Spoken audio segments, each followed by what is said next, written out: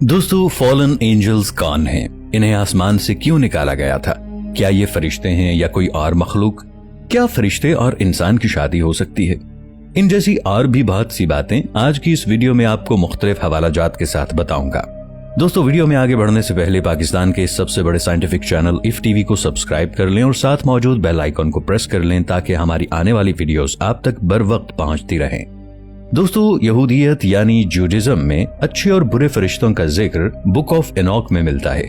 यहूदियों के मुताबिक ये किताब हजरत इदरीस अलैहिस्सलाम ने लिखी थी, जिसका कोई वेरीफाइड सबूत नहीं है।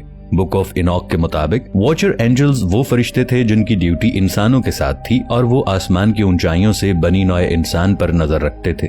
वक्त गुजरने के साथ साथ उन्हें आदम अलैहिस्सलाम की औलाद में खूबसूरत लड़कियों से मोहब्बत होती गई और उन्हीं लड़कियों की मोहब्बत में मजबूर होकर उन्होंने अपने आप को बुलंदियों से गिरा दिया, यानी अल्लाह के हुक्म के खिलाफ चले गए, जिसके नतीजे में सजा के तौर पर उनसे इमॉर्टल पावर्स छीन ली गईं और वो इंसानों की तरह हो गए।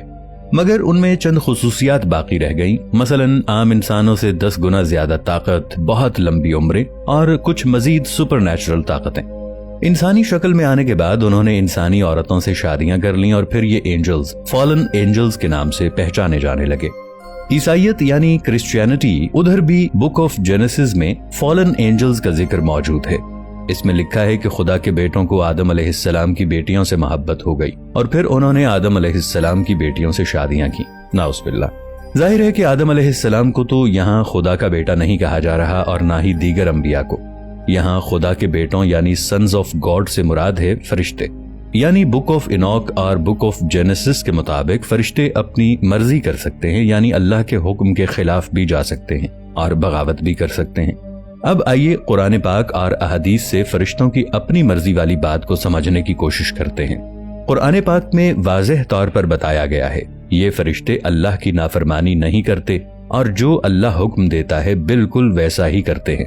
सूरह तहरीम आयत नंबर 6, सूरह नहल आयत नंबर 49 और 50 में अल्लाह ताला फरमाते हैं, और फरिश्ते गुरूर नहीं करते, अपने ऊपर अपने रब का खौफ रखते हैं और वही करते हैं जिसका उन्हें हुक्म हो। अहदीस मुबारका के मुताबिक फरिश्ते हर गुनाह से पाक होते हैं। ये सिर्फ वही करते हैं जिसका अल्लाह सुब्हानहू व तआला उनको हुक्म देते हैं और ये उस हुक्म को पूरा करने में ना कोई कोताही करते हैं और ना ही खयानत। अब यहाँ पर मैं 1998 में बनाई गई हॉलीवुड की एक फिल्म सिटी ऑफ एंजल्स का जिक्र करना जरूरी समझता हूँ। इस फिल्म में फरिश्ते काले कपड़े पहने ऊंची ऊंची बिल्डिंगों की छतों पर रहते हैं और वो लोगों की निगरानी कर रहे होते हैं। यहाँ एक बहुत ही अहम पॉइंट अपने जहन में रखिएगा कि वो इंसानों को नजर नहीं आ रहे होते, मगर जिसको वो खुद चाहे नजर आ जाते हैं। फिर अपनी निगरानी के दौरान एक फरिश्ता एक लेडी डॉक्टर की मोहब्बत में गिरफ्तार हो जाता है और फिर बिलाखिर एक दिन वो मोहब्बत का मारा एक ऊंची बिल्डिंग से छलांग लगाकर अपनी आसमानी हैसियत खो देता है। यूं एक आम इंसान बन जाता है और उस लेडी डॉक्टर के साथ रहने लगता है। वैसे तो ये बिल्कुल बुक ऑफ एनॉक वाली थ्योरी है, क्या ख्याल है?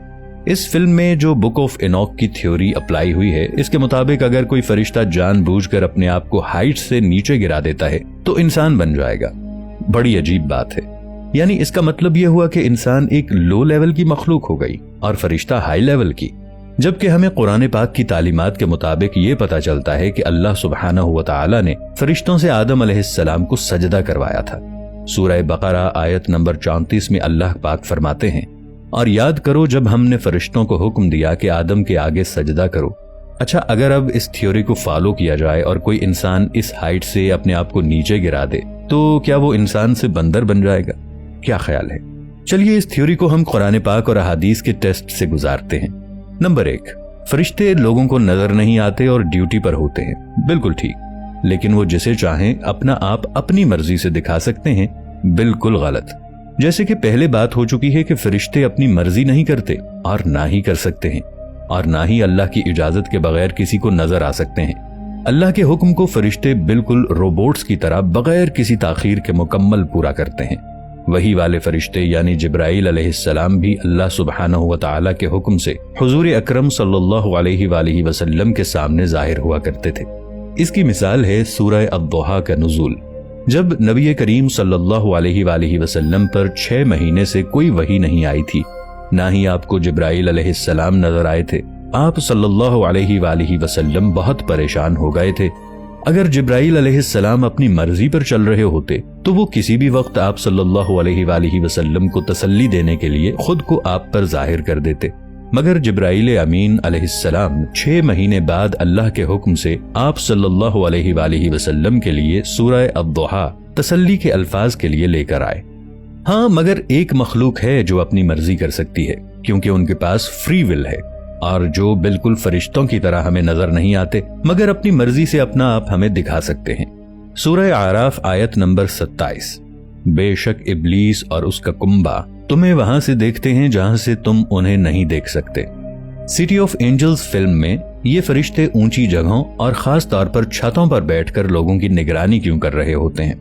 हजरत जाबिर रदियल्लाहु अन्हु से रिवायत है कि नबी करीम सल्लल्लाहु अलैहि वसल्लम ने फरमाया, जब अंधेरा छाने लगे या रात होने लगे तो अपने बच्चों को बाहर जाने से रोक लो, क्योंकि उस वक्त शयातीन फैल जाते हैं, और फिर जब इशा का वक्त गुजर जाए तो उन्हें छोड़ दो, फिर अल्लाह का नाम लेकर अपना दरवाजा बंद कर लो।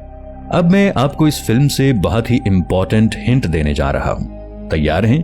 इस फिल्म में फरिश्तों को सूरज के ऐन तुलू और गुरूब होते वक्त जमा होते दिखाया गया है, और वो सूरज की तरफ रुख करके बाजमात होकर मशहूर कुन मौसीकी सुन रहे होते हैं, और इस म्यूजिक से उनको बहुत सुकून मिल रहा होता है।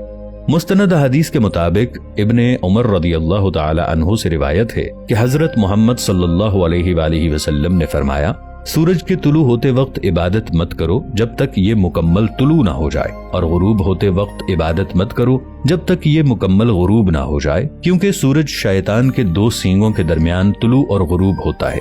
तो अहदीस के मुताबिक तुलू और गुरूब के वक्त यानी सनराइज और सनसेट के वक्त शैतान सूरज के सामने खड़ा हो जाता है ताकि सूरज इसके 2 सींगों के दरमियान आ जाए और शैतान उस वक्त इबादत करने वालों का क़िबला बन जाए।